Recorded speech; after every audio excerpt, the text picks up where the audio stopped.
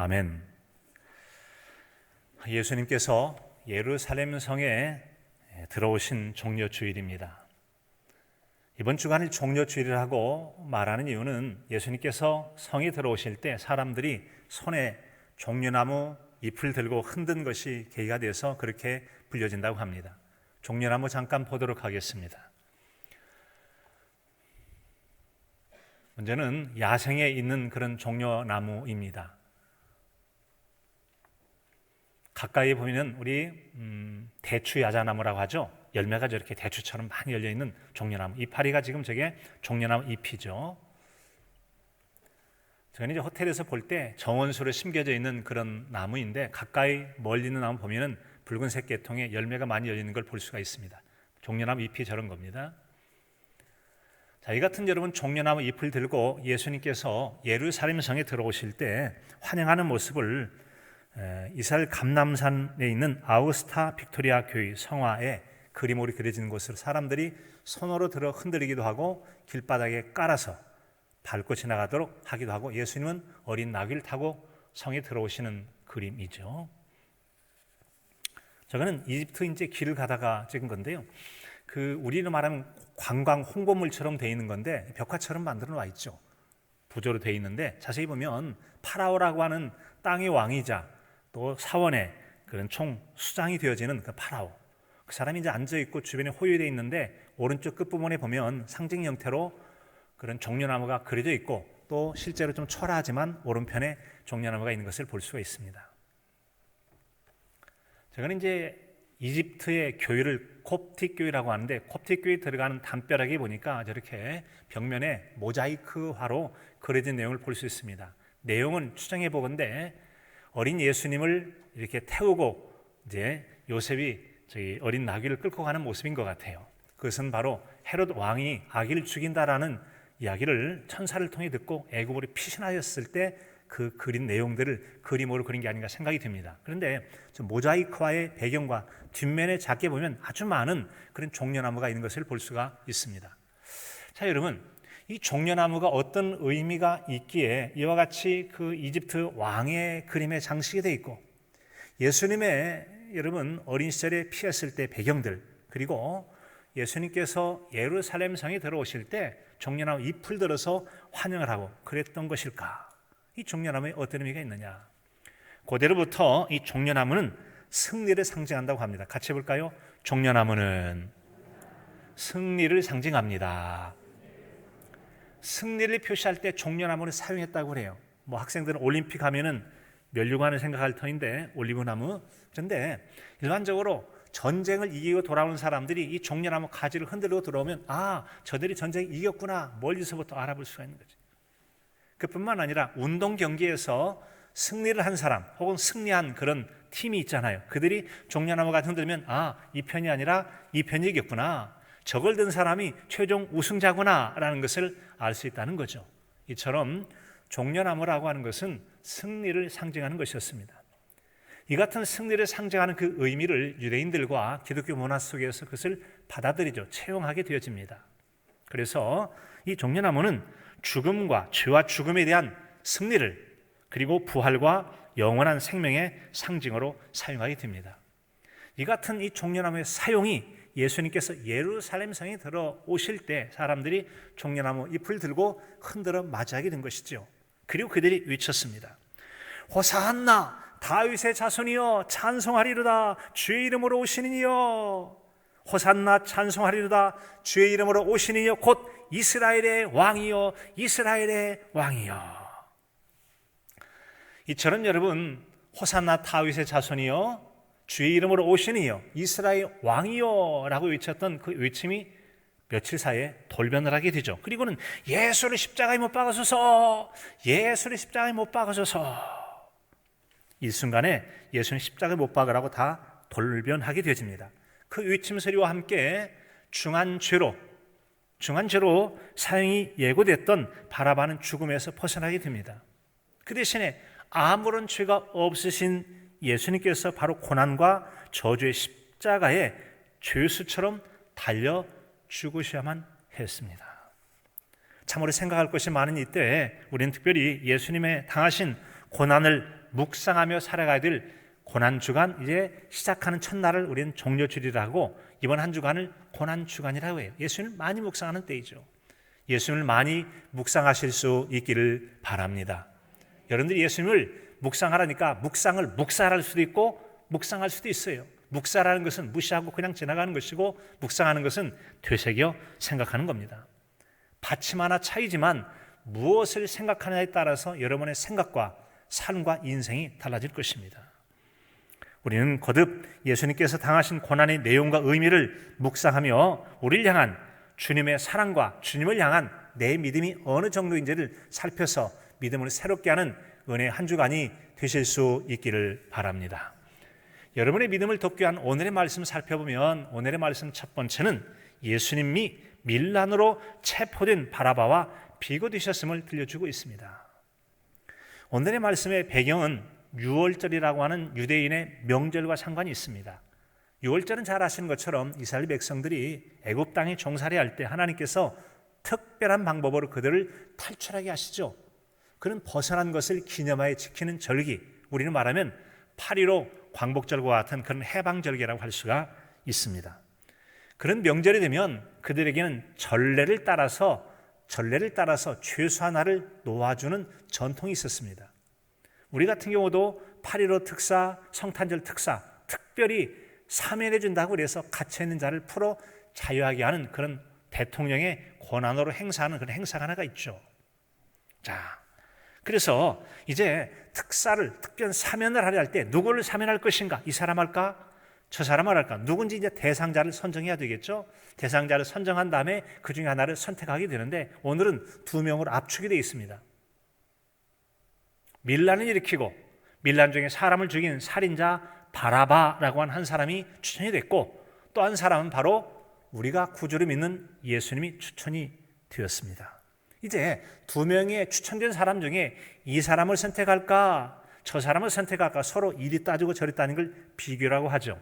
이 같은 비교라고 하는 것은 가장 보편적으로 사용하는 구별법이죠. 구별법. 시장에 가서 과일을 살 때, 생선을 살 때, 옷가지를 살 때, 물건을 살 때 어느 걸 살 것인가 이 점을 살펴보고 저걸 살펴보고 이런저런 점을 비교해보는 비교라고 하는 것은 선택을 하는데 아주 귀한 조건이 되죠. 좋은 방법이 되어집니다. 이 같은 비교는 또한 같은 노래 대회를 하든지 운동 경기를 할지 오늘 가장 잘하는 사람 누구 1등상 뽑아봐. 최고 사람을 뽑으려 할 때 각 종목에 따라서 이런저런 특징들을 비교하면서 한 사람을 선정해서 최고상을 주게 될 것입니다. 그런 것처럼 여러분 비교라고 하는 것이 있게 되는데 이런 비교가 때로는 내가 생각할 때 굉장히 훌륭하고 대단하고 유명하고 정말 실력 있는 어떤 사람과 내가 비교 대상자가 됐다면 내가 비교 대상이 되는 것만 가지고도 어깨가 으쓱할 만큼 자부심이 드는 굉장히 기분 좋은 일이 될 것입니다. 축구를 하는데 야, 너 손흥민하고 비교해야 된다. 야구하는데 유현진이라고 비교해야 된다. 으쓱하지 않겠습니까? 그런데 만약에 정반대로 정말 사회적으로 욕을 먹고 정말 명성이 아주 좋지 않은 못된 사람으로 지탄을 받고 있는 그런 사람과 비교해 네 못된 짓이 그 사람 비슷하다 그러면 얼마나 이런 기분 나쁘겠습니까? 아주 기분 나쁘고 자존심 상할 일이 될 것입니다. 그런데 오늘 말씀 보니까 밀란을 일으켜서 로마에 반역을 하고 죄수가서 갇혔고 또한 사람을 죽인 살인자와 예수님이 비교가 됐다고 하는 것 이것 여러분 얼마나 참 자존심 상할 모욕과 수치심을 느낄 만한 그런 일이겠냐는 거죠. 그런데 오늘 말씀 전체를 보게 되면 예수님께서 그런 중죄인과 비교되는 것 자체가 매우 수치스럽고 모욕스럽습니다만 이 정도는 약과에 불과하다. 약한 정도에 불과하다는 것이죠. 모욕이란 말은 깔보고 욕되게 한다라는 그런 말을 가지고 있죠. 의미를 가지고 있어요. 오늘 말씀을 살펴보면 죄수 바라와 비교되는 정도는 예수님이 당할 모욕과는 참 적은 거예요. 예수님은 창조주 하나님이시잖아요. 그런 분이 죄인과 비교가 된다? 살인자와 비교가 된다? 참 기분 나쁜 일이죠. 6절 7절에 보니까 전례를 따라서 바라와 비교했던 내용을 말씀해주고 있습니다. 예수님을 그런 사람과 비교한 것 자체가 그런 모욕이 없다 할 정도로 치스러운 일인데 아마도 누구나 자신보다 터무니없이 문제가 많은 사람과 비교당할 때 감정적으로 큰 반응이 일어나죠. 기분 나쁜 감정이 나게 됩니다. 만약에 그런 형편없는 내가 생각하기 형편없다 라고 생각하는 생각 비교가 될 때 기분이 나쁘다는 것. 존심 상해. 뭐죠? 존심 상해가 무슨 말이에요, 학생들? 자존심 상했다는 말이잖아요. 내가 누군데 그런 사람과 비교를 해 라고 해서 자존심 상하다, 기분 나빠다고 하는 것은 내가 그만큼 나를 사랑한다라는 그런 표현이 되기도 하는 거죠. 나를 함부로 무시하지 마. 나는 그런 사람이 아니야. 나는 그런 정도가 아니야 라고 말하는 그 나를 귀하게 여기는 마음, 남에게 무시당하고 싶지 않고 나를 귀하게 여기고 싶은 마음이 내 자존심을 상하게 하고 그런 말들을 싫어하게 하는 것이죠. 그런데 여러분, 예수님은 어떻습니까? 창조주 하나님, 죄 없으신 하나님이 죄수와 살인자와 밀란을 일으키는 피조물에 불과한 사람과 비교가 된다. 얼마나 모욕적인 일이 되겠냐는 것이죠. 자, 그런데 여러분 8절부터 11절까지 배워지면 그 모욕이 더 심해집니다. 전례를 따라서 누굴 놔줄까? 빌라도가 말합니다. 이스라엘 왕을 놔줄까?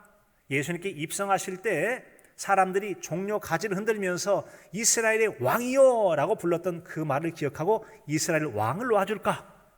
라고 말합니다. 그런데 여러분, 이방인 빌라도의 제안을 예수님이 어떤 분인지를 가장 잘 알고 있을 대제사장이 백성들을 선동을 하게 되죠. 그리고는 충동을 해서 바라바를 놓아주게 하고 있습니다. 예수님이 더 큰 모욕을 당한 것입니다. 그런 흉악한 죄인과 비교된다는 자체가 기분 나쁜 일인데, 그런데 두 사람의 선택 가운데 살려줄 사람으로 바라바를 선택하고 예수님이 탈락해서 예수님이 죄인으로 남아 죽으셔야 된다는 거예요. 이것같이 모욕당한 일이 어디가 있겠습니까? 이런 모욕을 당한 일이 또 한 번 있게 된다는 거죠. 그렇게 나쁜 마음으로 악하게, 즉 대제사장과 같이 사람들을 충동질해서 남을 못되게 하는 이런 악을 행하는 것, 결코 그들에게 좋은 결과가 오지 않는다는 거죠. 나중에 주님 재림하실 때 어떤 얼굴로 주님을 바라볼 수가 있겠습니까? 잘 마음에 새겨둘 것은 예수님도 우리와 같은 기분과 감정을 가진 분이시라는 것을 기억하시기 바랍니다. 같이 해볼까요? 예수님도 우리와 같은 기분과 감정을 가지고 계십니다. 그런데 예수님을 그렇게 도무지 비교 대상이 되지 않은 사람에게 비교를 하고 그런 사람에 비해서 탈락시켜버렸을 때 인간적으로 생각하면 얼마나 기분과 자존심 상하셨겠어요? 얼마나 마음이 안 좋으셨겠습니까? 나에게 자부심과 수침을 갖게 했던 비교는 무엇인지 한번 생각해 보시기 바랍니다. 어떤 일 때 내 자부심이 으쓱해 한 비교가 있었고 어떤 때 되게 기분 나쁘네, 자존심 상하네, 그런 여러분 비교가 있었습니까? 인간적으로 세상과 비교하면 기분이 좋기도 하고 우쭐하고 기분이 나쁘고 참 마음이 상할 수도 있습니다. 그런데 성경은 우리에게 세상 일들, 세상 사람과 비교하지 말고 하나님을 주목하라고 들려주고 있습니다. 베드로전서 1장 15절에 보면 오직 너희를 부르신 거룩한 이처럼 너희도 모든 행실에 거룩한 자가 되라. 기록되었으되 내가 거룩하니 너희도 거룩할지어다 하셨느니라. 거룩하신 하나님을 주목하며 하나님 닮아가도록 발돋움하고 그런 삶을 살도록 우리에게 말씀해 주고 있는 겁니다. 우리는 서로 감정을 가진 사람으로서 시기심을 극복하지 못하고 예수님을 악질 죄인만도 못하게 여겼던, 속 좁고 편협했던 대제사장들이 아닌 하나님 바라보고 그분을 닮아가라는 베드로 사도의 권면을 마음에 잘 새기며 살아가실 수 있기를 바랍니다. 우리를 부르신 분처럼 하나님처럼 거룩하게 살아가는 것, 이것이 하나님 바라시는 것이고 우리가 그렇게 살아갈 때 하나님은 크게 기뻐하실 줄로 믿습니다. 예수님 묵상할 두 번째 내용은 대제사장들의 의도대로 무리는 예수님을 버리고 바라바를 선택했다는 점이에요. 오늘 말씀에는 대제사장들이 무리를 충동해서 예수님 대신에 바라바를 선택하게 하죠. 그의 뜻대로 되어가는 거예요. 대제사장 의도가 있는 거죠. 예수님이 못마땅해서 시기심으로 저를 죽여버려야지 하는 식으로 시기심으로 죽이기로 작정을 했는데 자기 뜻대로 잘 되어가는 겁니다. 그렇게 되는 것은 먼저 대제사장이 큰 잘못입니다. 큰 잘못이죠. 또 다른 이유가 있다면 그런 악한 충동질하는 대제사장의 말대로 따라서 똑같이 예수님을 죽이도록 함께 참여한 어리석고 참 약한 그런 악한 사람들의 목도 있더라라는 점이죠. 때때로는 충동하는 사람, 뒤에서 거짓말하고 사람들 충동질해서 이거 해라 저거 해라, 사람 꼭두각시처럼 부리고 자기는 쏙 빠진 사람이 있잖아요. 아주 고약한 사람이 있어요. 그런 사람이 있을 수 있는데 여러분, 그렇게 충동질하는 사람이 우선은 가장 크게 나쁜 사람입니다. 그런데 그런 충동질에 넘어가는 사람이 있어요. 정말 잘 모르고 그 말이 진실인 줄 알고 남에게 홀딱 속아 넘어가서 충동절에 빠져들어서 못된 일에 가담하는 사람이 있어요. 그런가 하면 알기는 알지만 어쩔 수 없다는 생각을 가지고 그 충동절에 함께 참여하는 사람이 있죠. 가깝게 지내는데 내가 의견 안 들어주면 나를 싫어하겠지 할지도 몰라요. 너 안 하면 알지? 위협을 해 사기할 수도 있어요. 위협을 당해서 인간관계가 복잡하고 어려우니까 그의 말을 아닌 줄 알면서도 협조해서 불의한 일에 참여할 수도 있더라는 거죠. 그런 것들이 이해는 될 수 있지만 어쨌지라도 그런 불의한 일에 참여한 결코 그 잘못에서 해방될 수는 없다는 거예요. 벗어날 수는 없어요.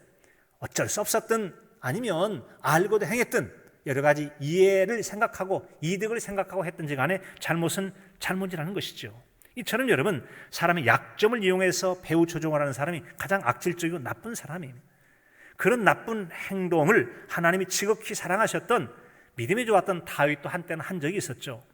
밧세바라는 바로 부하 장수의 부인을 성폭행하는 일이 있지 않습니까?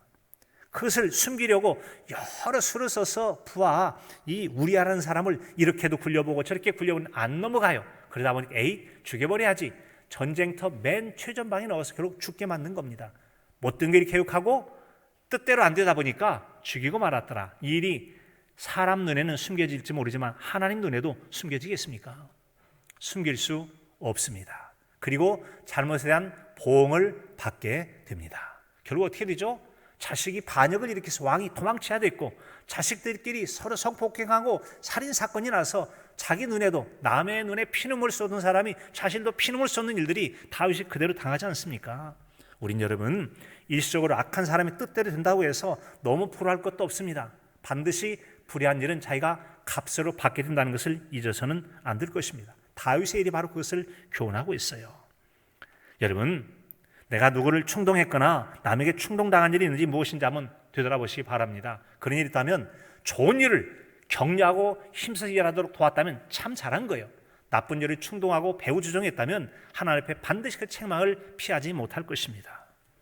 사순절은 죄인인 우리의 죄를 대신하여 고난당하신 예수님의 십자가의 길을 묵상하는 기간입니다. 우리가 혹 어떤 일로 주님의 때를 생각하지 않고 행한 일이 있지 않은지 돌아보면서 죄가 있다면 철저히 회개하실 수 있기를 바랍니다.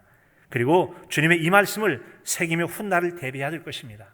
주님은 요한복음 5장 29절에서 이런 말씀을 들려주십니다. 선한 일 행한 자는 생명의 부활로, 악한 일 행한 자는 심판의 부활로 나오리라. 자기가 행한 대로 생명의 부활로 참여해서 영원한 천국 생명의 나라 갈 사람이 있고 못되고 악한 일 행한 사람은 심판의 부활로 지옥 가는 걸 피할 수 없다는 말씀이에요. 자신의 행한 일로 각각의 부활을 할 것을 기억하고 오늘 하루, 이번 한 주간 남은 생에도 어떻게 살아가야 될지 바르게 살아야 되겠죠. 그럴 때 우리 주님께서 크게 위로를 받으시고 기뻐하실 줄로 믿습니다. 세 번째로 빌라도는 우리의 만족을 위해서 십자가형 판결을 했다고 하는 점이죠.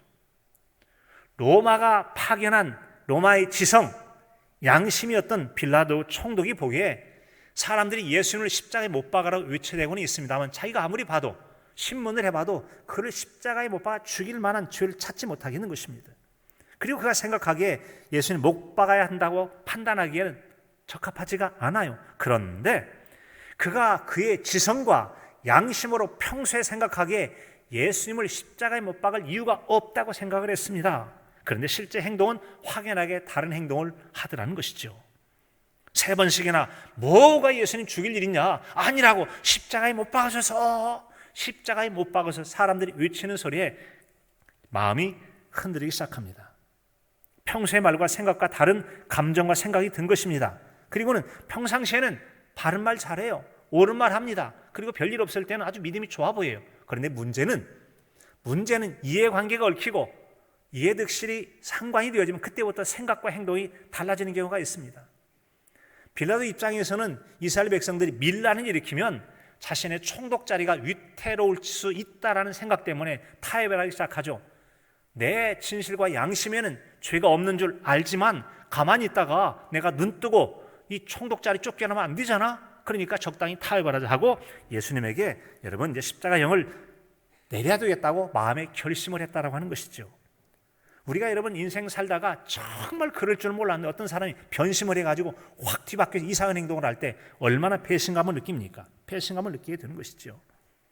여러분, 유대인들은 바로 예수님에게 십자가를 달려 죽이신 일 때문에 나 이거 손 씻는다, 너네가 책임져, 괜찮아, 우리와 우리 후손들에게 저주를 뒤집어 써도 괜찮아 라고 해서 가장 비참할 정도로 저주를 자초한 일들이 유대인들에게 있었습니다. 그리고 그들이 예수님 십자가 못 박아 죽도록 외쳐냈죠. 결국 빌라도는 예수님의 십자가형을 반대했지만 최종적으로는 그의 형을 판결하고 말게 됩니다. 바로 14절, 15절 만족을 주고자 하여 바라바는 놓아주고 예수는 채찍질하고 십자가에 못 박게 넘겨주니라 라고 성경에 기록되어 있습니다. 도무지 처벌할 벌을 찾지 못했습니다. 하지만 유대인들이 격렬하게 십자가에 못 박으라고 하고 밀란이 날 가능성이 있다 보니까 끝내는 예수님을 십자가 판결을 내리게 되었다는 거죠. 그러므로 우리가 사도신경 할 때마다 빌라도에게 고난을 받으사라고 말하듯 가장 역사의 수치스러운 이름이 되고 말았다는 점이죠. 결코 그렇지 않을 줄 알았지만 현실의 굴복에서 빌라도처럼 행한다면 우리는 이 시대의 또 다른 빌라도가 될 수 있습니다. 그것을 잊지 말아야 돼요. 양심적으로 볼 때 이건 아니야, 그럴 수는 없어 라고 하는데 인간관계 혹은 내 눈앞의 이득을 손해보느냐 이득 생각하면서 생각을 바꾸고 양심을 바꾸고 말을 바꾸고 평소의 생각엔 옳은 말을 하는데 실제 행동은 엉뚱한 행동을 하는 이런 바뀌어지고 변심하고 변절하는 것을 우리는 또 다른 이 시대의 빌라도라고 말할 수 있을 것입니다. 그런 일은 예수는 매우 수치스럽게 하고 모욕당하게 하는 것이죠. 신명기 21장 23절에 보면 나무에 달린 자마다 저주를 받았다라고 들려주고 있습니다. 나무에 달린 자마다 저주를 받았다. 예수님께서 결국 저주를 받은 자, 죄 없으신 분이 이 땅에 있는 모든 저주받을 자들의 저주를 대신해서 십자가에 달려 죽으실 분을 가리켜서 오히려 죄가 있어서 저주받은 자처럼 했다는 게 예수님이 얼마나 수치와 모욕을 당합니까? 이보다 더 큰 주님께 수치와 모욕은 없을 것입니다. 예수님도 우리와 똑같은 지정의를 가지신 분이라 기분과 감정이 있다고 그랬습니다. 그런데 바라바와 비교되는 것도 모욕적인데 이제는 탈락되었고 결국 저주의 상징인 십자가의 죽음, 여러 죽음 가운데 저주를 상징하는 십자가의 죽음 당하셨다는 것, 예수님이 느끼셨을 수치심과 모욕을 인간적으로 한번 생각해 보시기 바랍니다. 상황이나 이해관계를 관계로 생각과 전혀 다른 언행을 했던 우리 자신, 빌라도의 변심 같은 그런 일들, 저들이 다윗의 자손이요 이스라엘의 왕이요 했다가 예수를 십자가에 못 박아서 유대인만 변한 것이 아니라 빌라도도 변했다는 거죠. 오늘 이 시대에 살아가는 우리가 또 그렇게 변하지 않는지 돌아보자는 것이죠. 로마서 8장 12절은 말씀합니다. 그러므로 형제들아 우리가 빚진 자로도 육신에게 져서 육신대로 살 것이 아니니라. 어떻게 살라고요? 육신대로 살 것이 아니라 그 이상의 삶을 살아야 되지. 어떻게 하나님의 뜻을 행하면서 하나님 기뻐하신 일을 행하면서 우리의 구원자 되신 십자가를 지신 예수님께서 기뻐하실 일들을 생각하고 말씀을 따른 삶을 살아갈 것을 들려주고 있습니다. 우리가 묵상하여 여러분 얻을 이익들이 참으로 많이 있습니다. 묵상이라고 하는 것은 말없이 속으로 생각하는 것을 말하죠. 묵상이란 말이 자주 반복하여 생각하는 것임을 시편에서는 1편에서 이렇게 들려주죠. 복 있는 사람은 악인의 꾀를 따르지 아니하며 죄인의 길에 서지 아니하며 오만한 자들의 자리에 앉지 아니하고 오직 여호와의 율법을 즐거워하여 그 율법을 주야로 묵상하는 도다. 같이 볼까요? 묵상하는 도다. 작은 소리로 읊조리는 도다. 자주 묵상하는 것을 읊조린다고 하는데 중얼중얼 한다는 거죠. 그렇게 해서 자주 생각하다 보면 아하, 이 말씀이 그런 뜻이로구나. 뜻이 분명해집니다. 확고해지는 거죠. 그리고 자주 반복하다 보면 기억에서 잊혀지려다가 확실하게 마음에 새겨져서 심리학 용어로 말하면 무의식 속에까지 자리 잡게 돼서 결코 잊혀지지 않은 확실한 말씀으로 남게 되어지는 거죠. 그럴 때 우리는 더 건강한 신앙생활하고 좋은 믿음을 갖는 데 도움이 될 것입니다.